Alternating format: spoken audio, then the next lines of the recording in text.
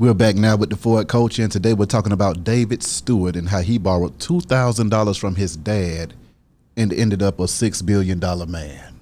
Now, for those who don't know, David Steward was born in Chicago, Illinois. Steward came from humble beginnings with 7 other siblings. Although he was born in Chicago, his family moved to his mother's hometown of Clinton, Missouri, where he was raised. There, they lived in a small home that did not include indoor plumbing or heating. The family had a small farm with cows, vegetables, and crops, and taking care of the land was a part of the Steward family's daily responsibilities. Steward was quoted as saying, "My jobs include emptying the chamber pots, shaking down the ash and pot-belly stove, and then spreading it on the driveway for traction, cleaning the barn, feeding the cows and pigs, milking the cow, and skimming the cream from the butter churn." Our chores seemed endless, but it was just the way we grew up, and it was all just a part of our lives. However, Steward's father's work ethic gave him his first glimpse into entrepreneurship.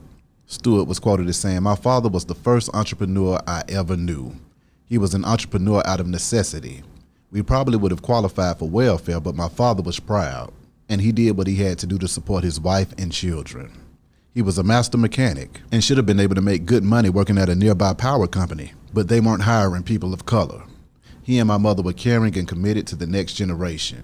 Having 2 parents who understood their roles and their responsibilities, and then watching them work together to provide for their family, making them the best teachers in the world."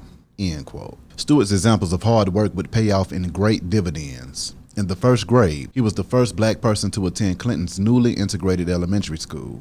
And by 1973, he would graduate from Central Missouri State University, becoming the first person in his family to earn a college degree. After college, Steward moved to St. Louis, where his older sister lived, to begin his career. He served as a substitute teacher while applying for other full-time roles.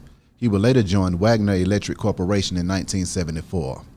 A year after starting the role with Wagner, the company was shut down, leading him to accept a position with Missouri Pacific Railroad as the company's first black person to sell rail services.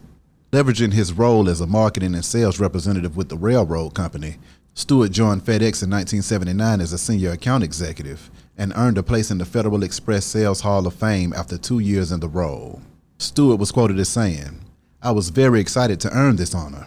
On the day of the ceremony, I was given a silver ice bucket with my initials engraved on it. I was enjoying my job. I liked the company. But when I looked inside that bucket, I saw that it was empty. That vision sort of hit me then, that there was an emptiness and a confinement to working for someone else. That's when I really started thinking about buying my own business." Steward's awakening provoked him to borrow $2,000 from his father and use his railroad experience to launch Transportation Business Specialists. This auditing firm reviewed freight bills for the rail industry.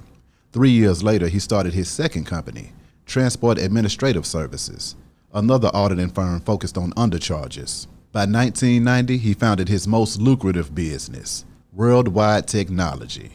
According to the company's website, WWT is the largest black-owned company in the United States. Starting with only a few employees in a small office, WWT now operates out of 4 million square feet across 20 facilities worldwide. WWT employs over 9,000 people and brings in more than $14.5 billion in annual revenue.